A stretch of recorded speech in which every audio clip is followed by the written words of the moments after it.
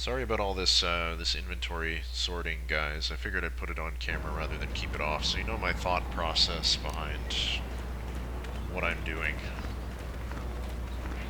Griff, I think, is in the Zerka office. Let's do it. Alright, here he is. You're back! I knew you'd come through for me. I knew I could count on you. You do have a tech land for me, right? Yeah, here's the tech land, Griff. Take it. Come to Papa, you sweet simian organ. It may not look like much, but once I turn this into a bottle of Torresian ale, it'll end up being worth a fortune. Thanks, Mission. You won't regret helping me out with this. This wasn't my idea, Griff. If it was up to me, I'd let the exchange deal with you. Jesus, that's pretty harsh. Come on, I know things haven't been great between us, but when I corner the market on Torresian ale, I'll make things up to you. Forget it, Griff. Don't you understand? It's too late. You're dead to me now. I don't want any more to do with you, ever. Okay, that's the way you want it. But when I'm rich, you're gonna regret saying that.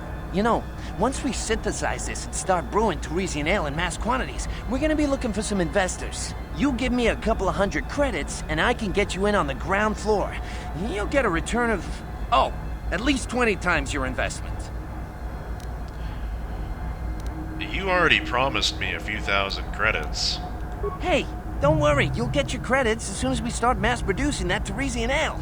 I just wanted to know if you were interested in an even bigger payoff. I've done more than enough for you already. You don't know much about business, do you? When an opportunity like this comes along, you have to jump at it. Come on, what do you say? Holy shit. Ask me again and that tack gland won't be the only freshly harvested organ around here. Shit. I don't need business advice from you, Griff. It's your loss. I better get started brewing that ale. Meet me back here later and I'll give you a down payment on what I owe you. Fantastic. Journal entry added and items lost. Let's see what that was. Mission's brother. Griff rushed off to brew up a batch of Torresian ale to deliver to his business connection. However, the credits he promised you haven't materialized yet. He did say you could meet him later in the Zerka supply shop on Tatooine to collect the debt. Good news. So I guess we'll be coming back here at least once more. I don't think there's any more business we have on Tatooine, so Griff is going to take off. Mission, do you have anything to say about this situation? Mission? Quit it. There. Hey there. What can I do for you? I want to talk to you about your brother. I'm not gonna worry about Griff anymore. Like you said, Yeah. he brought this on himself. Besides, he always treated me like garbage. Now it's payback time. Well, we did save him, you know. He's not going to get his knees broken. Unless he doesn't produce the 2,000 credits that he owes me. And then I will break his knees myself. Possibly. Maybe I won't do that.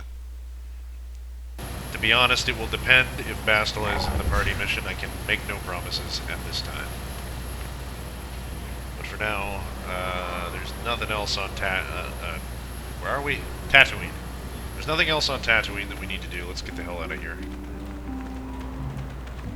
Our next stop is going to be Yavin. Let's see if Suvam has any news for us. The goings on in the world.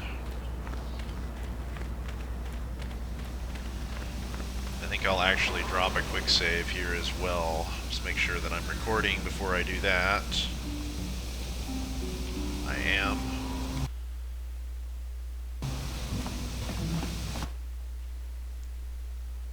And then we get moving.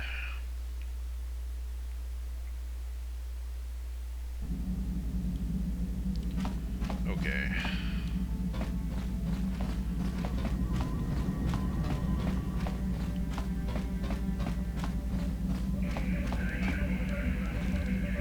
Let us head to Yavin.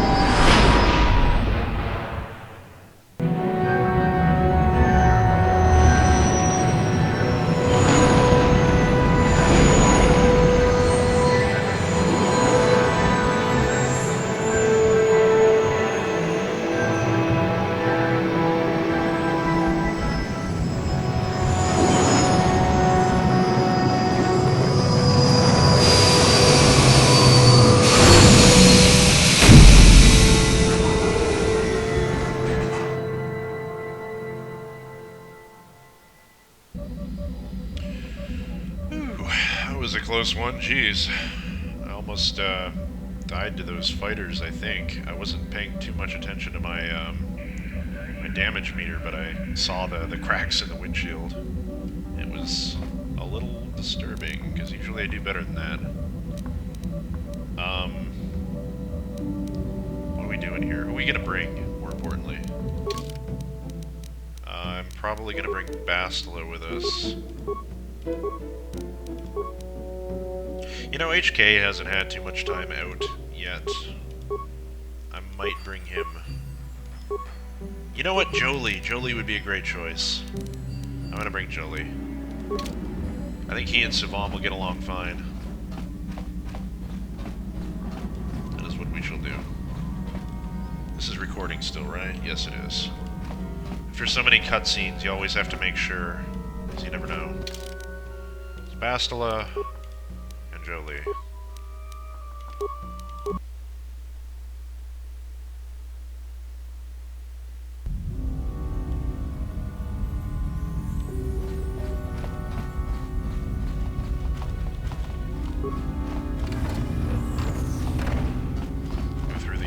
Many airlocks. Really would have liked to explore more of this station, because it seems like it should be bigger. Like, there's a door right there. That should go someplace, but it doesn't. Maybe that's like Savam's sleeping quarters or something. What do we have here? That's not good enough, Savam. We know you have more and we want it. What? You can't just rewrite our agreement whenever you feel like it. The exchange won't stand for it. The exchange is in no position to dictate orders anymore, Savam. Who's that? A stranger. You haven't been telling us everything now, have you, Savam? Tell you everything? What are you talking about? I don't have to clear everything through you.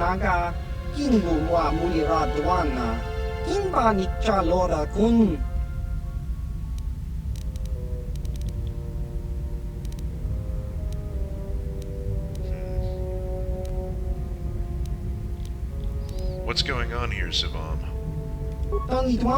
They're trying to extort me, that's what. They think that just because the exchange is gone, they can take whatever they want from me.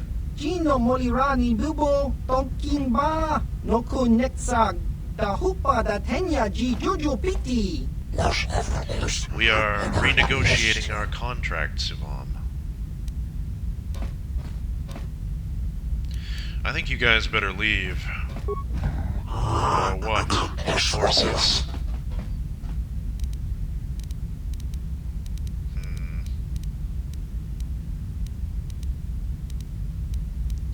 Leave. Now. Leave now. We have not forgotten you, Sivam. Thank you for helping, but I really don't think you should have provoked them like that. They can be impulsive sometimes. Still, at least I ended up in one piece, right? Here, I'll let you look at some of the stuff I was saving for them. I'm definitely not going to give this to them now. Nice. Alright, so... he unlocks more really cool gear that we never had before, and I believe... I'm not sure what he had or hadn't beforehand, but he's got a lot of nice stuff, basically. These are so good.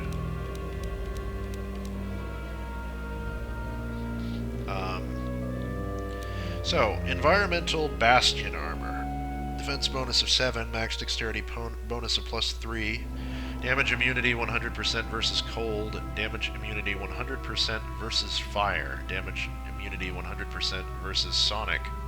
Special upgradable armor, a modified environmental suit. This armor gives the wearer complete protection from the elements, as well as superior combat protection. With additional enhancements, it can be converted into a completely contained environmental system and shield the wearer from outside radiation as well. Interesting. I like the look of this armor, but it's very expensive. I'm not going to be buying that.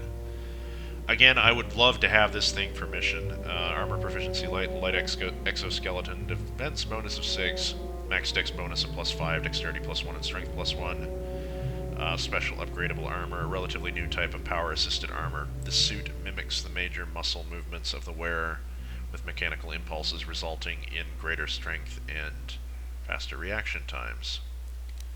There is the Bronwen Shadow Armor, defense bonus of 7, max dexterity bonus of +4, skills stealth +4, upgradable again. A specialty of the Bronwen, this modifiable suit has advanced adaptive camouflage technology that when combined with a stealth generator allows it to blend in nearly seamlessly with the background when viewed from any direction. It is generally only sold to respected governments, but a number have found their way into disreputable distribution channels, aka the exchange. Heavy exoskeleton, even better than the light, but kind of less good looking, to be honest. Defense bonus of 9, max dexterity bonus of +2, constitution of +1, strength of +2. Upgradable. A heavy and durable suit, this mechanical exoskeleton provides much greater strength and endurance and vastly improved armor protection to the wearer than lighter models. With additional enhancements, this capability can be expanded even further, rivaling some light armored vehicles for protection. Oh, such good weapons, by the way, that he has here. Bronwen Assault Blade. Proficiency, melee weapons, 2 to 12 physical damage, 2 to 12 energy damage, 19 to 20 times 2 critical threat and attack modifier +2. Upgradable melee weapon. This advanced vibrosword is a miracle of miniaturization technology. Not only does it deliver increased functionality over a normal vibrosword, it also has capacitors, which discharge upon contact with the target. Extra space within the blade can be utilized by a variety of common upgrade modules. The Bronwen Assault Gun, which is a really nice weapon. Weapon proficiency, heavy weapons, damage energy 3 to 20, 28 meter threat range, critical threat 20 to 20 times 2. Special upgradable range, this light repeating blaster is an excellent example. 12,000 credits of the Bronwen aptitude for weaponry. By taking and modifying an existing repeating blaster design, the Bronwen have managed to greatly increase the damage output and added additional functionality with a variety of upgrade weapons. I'd really love that for HK or for Canderous, but it's too expensive. Like 12,000 credits. It's almost half, more than a third of my money. Bronwen Ion Weapon X, 9,000 credits. Definitely not worth it for an ion rifle. I'm sorry. There's no situation where that would be worth it. Feats required: weapon proficiency, blaster rifle, ion damage 1 to 6, physical 1 to 10, 28 meters. Critical threat is 20. Attack modifier of +3. An upgradable ranged weapon. This weapon is an experimental Bronwen design that has been extensively modified by Suvam Tan. He has incorporated what he describes as a shaped energy delivery system into this weapon, which allows it to deliver concussive force on impact in addition to the weapon's normal energy discharge. So it's a shotgun, basically. Upgrades to the weapon could potentially greatly increase both its impact, force, and penetration. Advanced Biostabilizer Mask, really nice object. Mind affecting immunity and poison immunity. Saves all +1. Similar to the Advanced Biostabilizer Implant, this mask analyzes circulation patterns through the skin, monitors breathing through chemical sensors, and reactions through eye movements. It additionally acts as a nearly complete environmental system, preventing toxins from ever reaching the wearer. Advanced Stabilizer Gauntlets, love to have them, so expensive. These gloves contain advanced fire control and trajectory analysis systems, which links to held ranged weapons. This allows the user greater accuracy when aiming their own weapon, and also gives warning when incoming fire would likely hit the wearer. Advanced Combat Implant. Bonus feat: weapon focus blaster pistol, weapon focus blaster rifle, weapon focus heavy weapons, weapon focus melee weapons, weapon proficiency blaster pistol, blaster rifle, heavy weapons, melee weapons, blaster specialization, blaster pistol, blaster rifle, heavy weapons, melee weapons. So this basically lets any character just use whatever they want for weapons. The Advanced Combat Implant is an experimental technology designed to make computer data available to the user. Naturally, one of the first uses for this technology was combat. This implant contains weapon specifications and advanced usage techniques for all known weaponry in the Republic and associated territories. Sorry about that, guys. Had a little interruption there. We were on the Advanced Sensory Implant. So, feats required, implant level 3. Awareness plus 10 for skills. Dexterity plus 2. By assisting the areas of the user's brain dedicated to sensory interpretation, this implant greatly heightens the user's awareness of their surroundings, as well as spatial perception and analysis. Cool. Advanced Biostabilizer Implant. Required feat, implant level 3. Immunity to mind affecting and poison. This detailed microcomputer analyzes the contents of the user's circulatory system as well as surges and drops in nerve transmission rates. It attempts to stabilize the user's system and removes undesirable elements from it. Composite heavy plating. Feats required, droid upgrade class 3, defense bonus of 13. This plating forgoes mobility in favor of sheer mass. The huge composite plates covering the droid do not allow the range of motion that other armor systems may grant their users, but in terms of physical protection, this plating is the best in the galaxy. Neat. Bronwen Droid Shield. Droid upgrade class 1, use is unlimited. A super efficient version of a normal droid energy shield, the Bronwen version has been modified and customized to be able to run off the power supply of the droid mounting it. While the energy drain on the droid is insignificant, the protection gained is equal if not superior to a normal light droid energy shield. Cool. Bronwen Flamethrower. Use is unlimited. Using an innovative technique, the Bronwen have managed to modify a normal flamethrower to operate in such a fashion as to ignite the very atmosphere around a charged guidance beam. The result is a flamethrower that doesn't need an external fuel source and can be run virtually indefinitely. Bronwen Stun Ray. While not the most powerful of weapons, use is unlimited again, the Bronwen have modified a normal stun ray to run at such efficiency that it can tap into the power supply of the droid mounting it, giving it unlimited charges and a Bronwen shield disruptor. Again, use is unlimited. Bronwen have tweaked and tuned a normal shield disruptor to be able to run off of the droids, mounting the droid's power supply, giving it unlimited uses. Oh, so much stuff. So expensive. That is ridiculously expensive. Against my better judgment, I'm just going to wait on all of this. It's a lot of stuff I want, but it's all very, very expensive. Why this red crystal is separate from the other, but it's only worth 1. Very weird.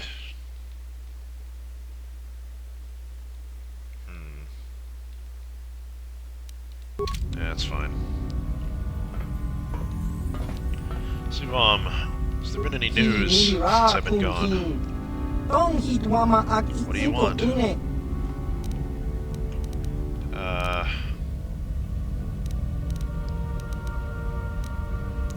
What did those Trandoshans want? They wanted me to give them more of my inventions, stuff that I haven't even finished working on yet. Ever since Davik went down, the exchange has been a non-factor in these parts. The Trandoshans are trying to muscle in on all the old exchange businesses now.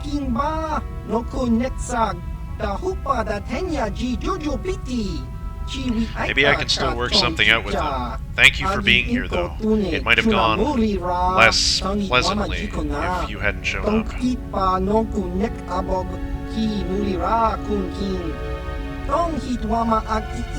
there something else you want? I'd like to ask a few questions. Well, what do you want to know? You know what? I think we've already asked all of this before, so... I'll be going now, I think, Suvam. Thanks for showing me the new gear, though. I will definitely keep it in mind, should I ever need to equip someone. Well, suit yourself. I'll probably be here if you get back. We will most certainly be making a return trip to this place. But before we leave, though, Telemachus has been dying to have a conversation with Bastila about what happened between them last night. So he's sent Jolie back to the Ebon Hawk to get her fired up, so that he can have some privacy, be alone with Bastila for a while. He's gonna go and talk to her. How can I help? I want to talk to you about what happened between us, Bastila. I hope you can put this behind you. You need to focus on stopping Malak, as difficult as that may be. Come, we should continue our mission. You can't be serious. After all...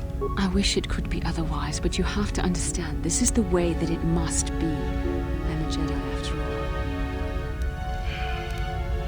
Bastila, we both need more than just instructions from the Council. You must know that. We've already been over this. It was a moment of weakness, a stumble brought on by unbridled passions. But my emotions are firmly in check once more. We need to stay focused on stopping Darth Malak, and I want the others to stay focused as well. I don't want them to get suspicious and start gossiping about our little encounter. So until our mission is over, we need to act with discretion. We shouldn't speak of this anymore. Not until Malak is defeated. Alright, Bastila. We'll keep it a secret for now, but I'm not letting you go. Once this is over, and once Malak is defeated, things will be different for us again. We can speak again later, after you've had time to think about all this. Wow. He's really feeling left out in the cold here. I mean, Bastila did say they'd be able to talk about it once Malak is defeated, but still, he's feeling pretty rejected, especially after how great it was going. Like, she was all about him in the moment. Now that it's over, all the guilt's come crashing down and she's pushing him away again. He's really starting to resent the Jedi Council for indoctrinating Bastila to believe it's wrong to ever want something more, as if it's somehow sinful to fall in love with him. To be fair, he knows the rules didn't just appear in a vacuum. Like, he's read enough history to know that passion does often lead Jedi to fall to the dark side, but if anything, that only makes him angrier. He's beginning to wonder if the galaxy wouldn't simply be better off without the Force's influence, for it to be removed from the equation. Sadly, there doesn't seem to be anything he can do about it for now. In any case, he still loves Bastila, so as soon as this quest for the Starforge is over, he'll resume his courting. He's not going to give up. Not when she feels the same way about him. He'll put it on the back burner and let it go just for now. When all this is over, she better be ready, because he's probably going to ask her to leave the Jedi Order. One Force meddling in their lives is more than enough, and he's getting tired. So very tired of the endless conflict and personal sacrifice. Just once, he'd like to have something for himself. Maybe start a business, or become a farmer. Who knows? Whatever it is, he wants to do it with Bastila at his side. That much is certain. So I think it's probably time to leave Yavin. They've had the talk they've needed to have. And, there's nothing more for us here. Turn solo mode off. And, head back to the Ebon Hawk.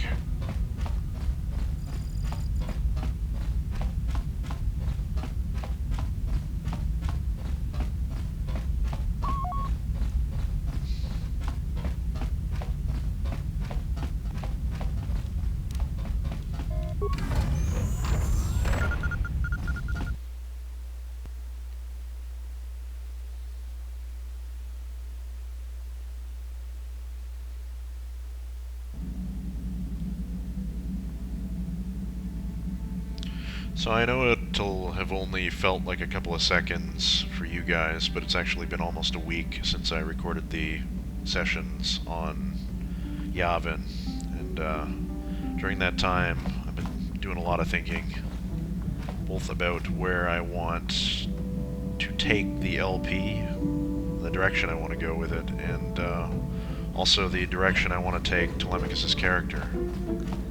And I think I've reconsidered our next destination. A couple of videos ago I mentioned that I wanted to make Yavin our next planet, but I think I've changed my mind and we're going to be going to Korriban.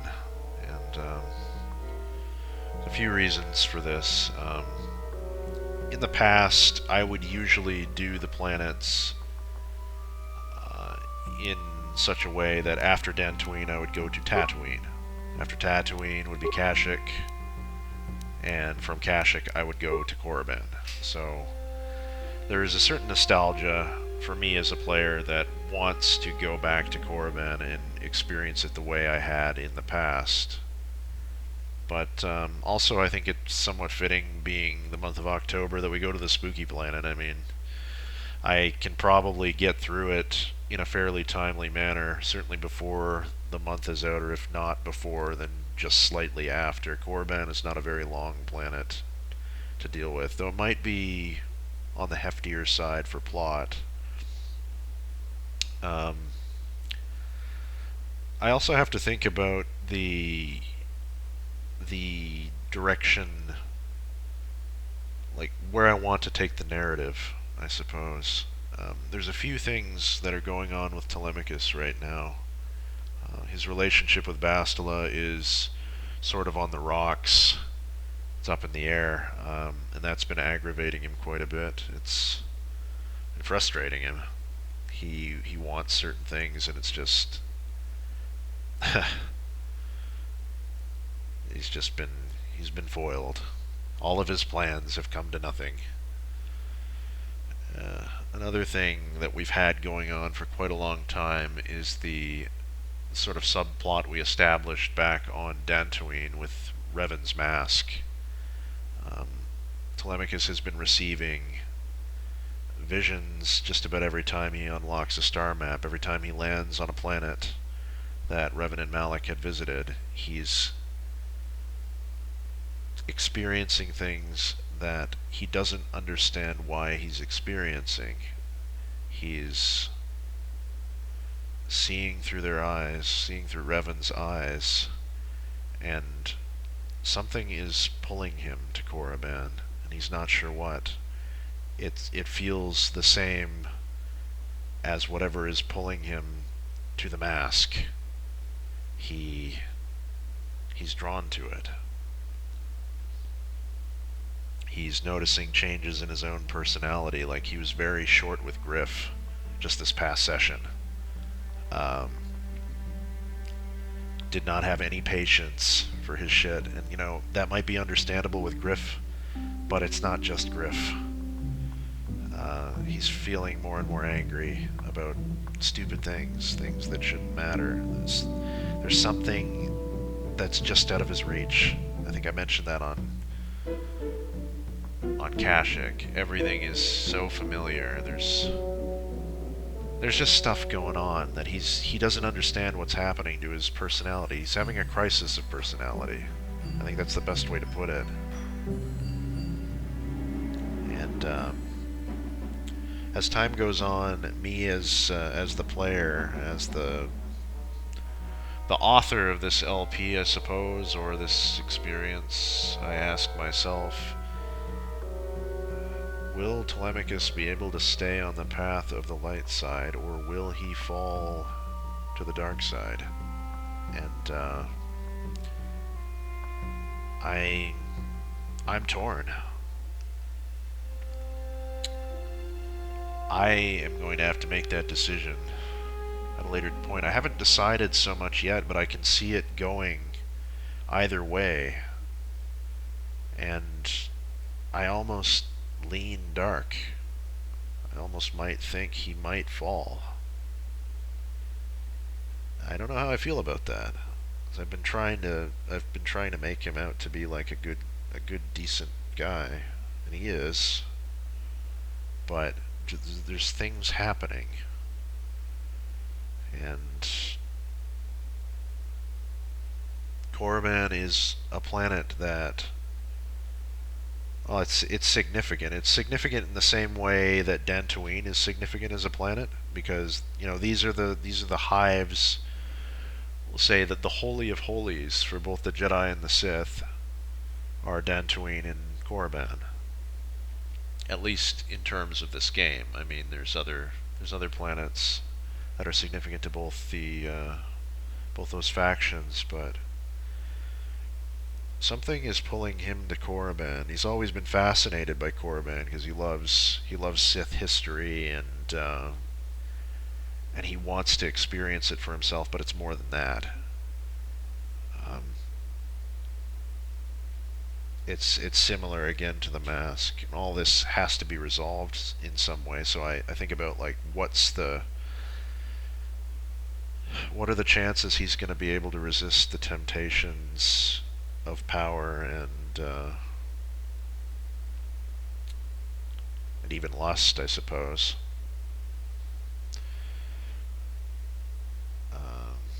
I don't know.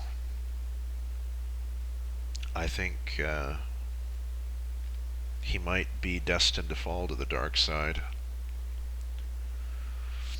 Another reason, I suppose, that I want to do Korriban next is I have a mod installed that allows Bastila to accompany you on the planet. I've never experienced that before, but I do want to see it for myself, so I'm a little bit excited. I've seen videos, portions of it in an LP that I watched years ago, but I've kind of forgotten about it since then.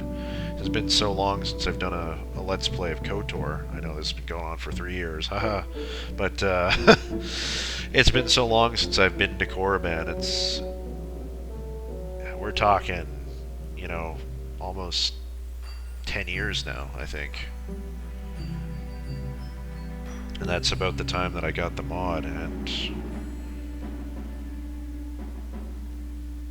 it'll be nice to experience that. I want to experience that, because Bioware in their infinite wisdom decided to chop that portion out. I guess they figured that the Sith would recognize Bastila on Korriban. The problem with that is that you go around with Bastila in the upper city of Terrace, where literally Sith patrols are marching around looking for her specifically. The game has an overarching plot that Bastila is wanted by the Sith because she's crucial to the Republic's war effort, but Bioware was like, hey, we really shouldn't be, we did it on Terrace. I guess they didn't realize, it just didn't occur to them, and that happens, you don't think about things until it's already, it's like, hey, maybe we should have given her a disguise or something. But I don't know, I just think it was a crime.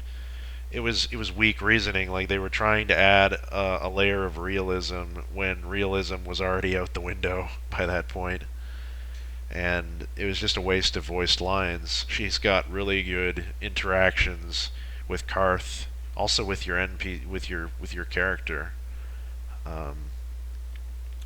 If you happen to do things that she disagrees with. But it's really snappy. It's some of the funniest stuff is on Korriban, and some of the, I guess, the most pivotal points of, I suppose, Bastila's self-inflections. But yeah, she's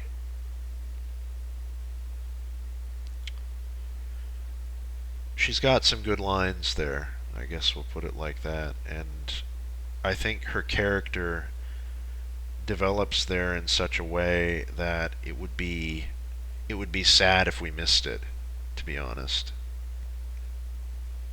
I won't spoil what's coming up, but Bastila becomes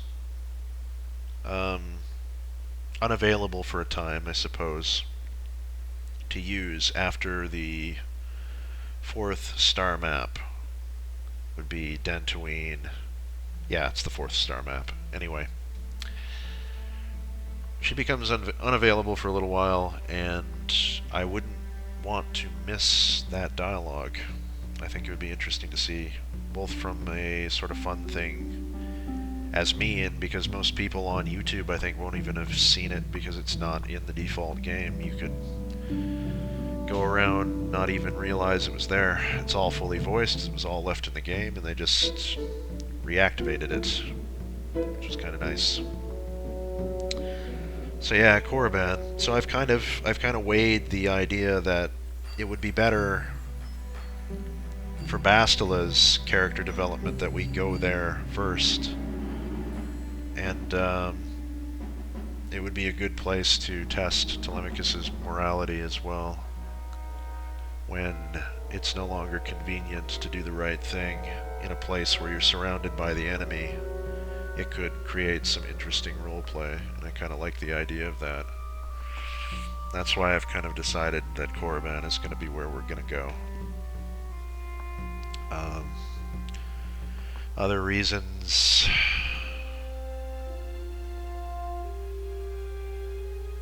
It's comfy. Feels good. It's calling to him. For whatever reason, for reasons he doesn't understand. Just like with the mask, it's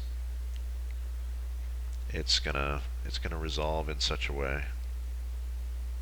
So that is where we're gonna be going. That's gonna have to wait until the next episode, I think, because we're going on probably 30 minutes, 35 minutes, something like that for this episode, and that is long enough.